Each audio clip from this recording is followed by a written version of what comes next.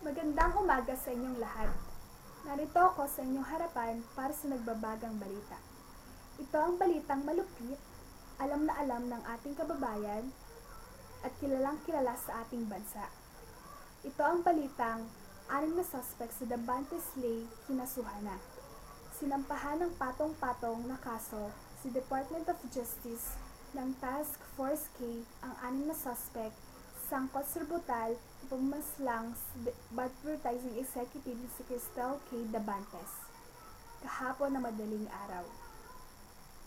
Dakong 12:30 na madaling araw nang isinampa ang mga kasong robbery at homicide at qualified kidnapping sa mga suspect na sina Samuel Benisimo, Reggie Jojo Gel, Lloyd Benedict Enriquez, at sa mga nakalalaya pang suspect na sina Jomar Pepito, Bazar Manilang, at Kevin Jorek Evangelista.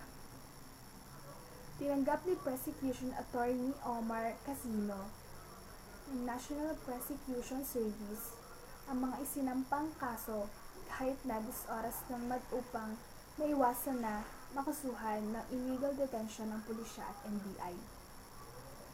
Tumayong complainant naman sa kanilang isinampang kaso ang tiyuhin ni Kay na si Vincent Davantes na siya rin tumatayong guardian ng biktima. Inimbitahan naman ni Task Force K Head Chief Christopher Laksa ang NBI para sa isasagawang case conference sa kaso upang mapag-isa nila ang kanilang mga detalye at ebidensya upang lalong mapalakas ang kaso laban sa mga suspect.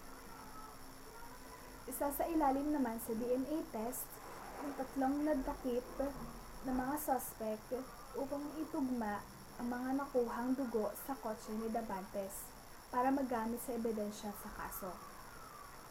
Iyan ang nagbabagang balita at alam na alam ng ating kababayan, Micah Medalla, Patrol ng Pilipinas.